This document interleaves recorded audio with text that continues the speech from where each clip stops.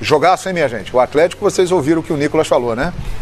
O Thiago Heleno volta, o resto é o time considerado titular no momento pelo técnico Thiago Nunes e o Verdão com o seu elenco à disposição, né, com todas as peças aí. Rafael Veiga tem que ser titular, na sua opinião, Ozinho? Olha, poderia ter mais chance. Mas assim, os jogos que ele fez não me encantou também, não. Não teve muita oportunidade, mas teve oportunidade. De todos eu continuo preferindo o Scarpa, né, na minha opinião. Agora, para mim é o jogo do título esse daí.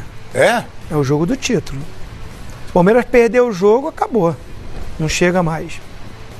Mesmo se o Flamengo perder, por exemplo? Não chega não. Agora, se ganhar esse jogo do Atlético Paranaense, lá dentro, porque o Flamengo pegou o Atlético Paranaense, mas não era esse time aí não. Não tinha o Bruno Guimarães, o goleiro, o Santos não estava também. Enfim, o time do Atlético Paranaense... O argentino lá ficou no banco? Ficou no banco e aí, provavelmente vai ficar no banco, né? Pela escalação que ele deve deu. Ficar no banco. O antes deve começar jogando.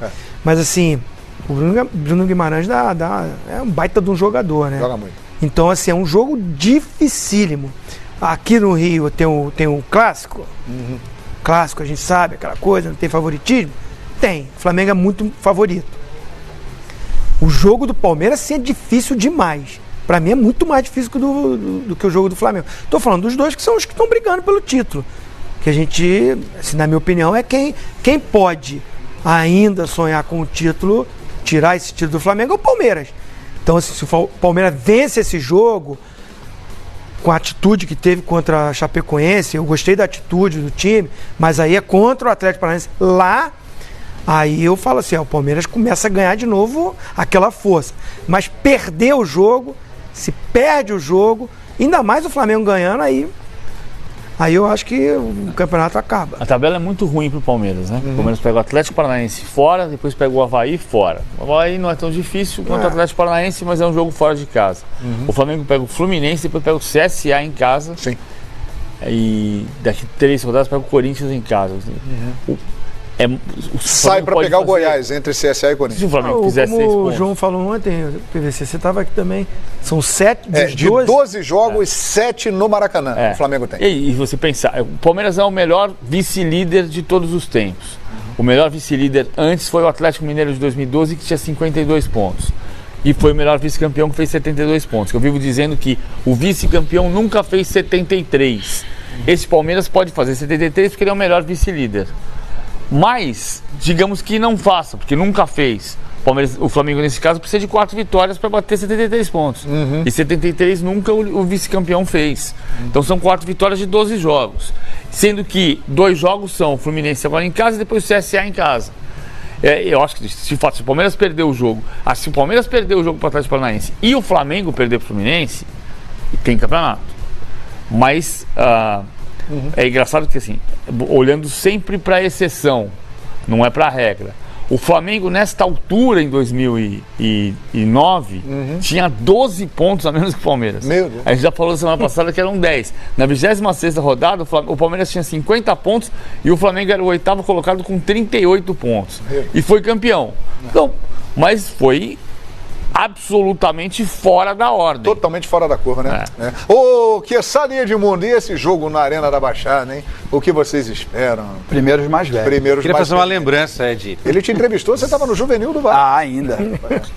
Você sabe que eu me dava bem. Já ouvia falar. Começou cedo. Leandro! Começou novinho. Às vezes o Edmundo saía bravo, mas ele me dava entrevista. O Zinho também. O Zinho se educa, mas o Zinho quando tava bravo, hein? Rapaz. Líderzinho líder. Rapaz. É isso aí. Mas ele falou ele deu um esporro nos caras naquela briga lá, mas falou: olha, tem que respeitar, eu gosto do Edilson, é meu amigo, não tem que ficar fazendo embaixadinha, não precisa disso. É isso aí. Lá em 99.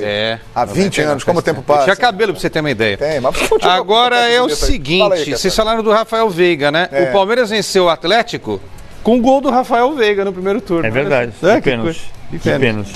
Merece mais João, nessa linha do que o Zinho falou, eu acho que merecia mais vezes, é verdade. Nas vezes que ele entrou, ele não conseguiu apresentar um grande futebol, né? Contra esses fatos não há nenhum tipo de argumento contrário. O que eu disse na minha abertura aqui, né, no meu destaque inicial, foi que o Palmeiras está pegando o adversário, o único adversário que já cumpriu o objetivo dele. O único time que já tem tudo definido é o Atlético Paranaense. O Atlético Paranaense não vai cair, não vai ser rebaixado, então não tem risco nenhum. Ele já é campeão da Copa do Brasil, ele já colocou mais de 60 milhões de reais nos cofres. Os 60 milhões é grana pra chuchu. Sim. E ele já está na Libertadores o ano que vem. Não estou dizendo que o time é irresponsável para entrar em campo, não, nada disso, mas ele entra sem aquela pressão de quem está brigando por título, Libertadores, Sul-Americana, fugindo das últimas posições.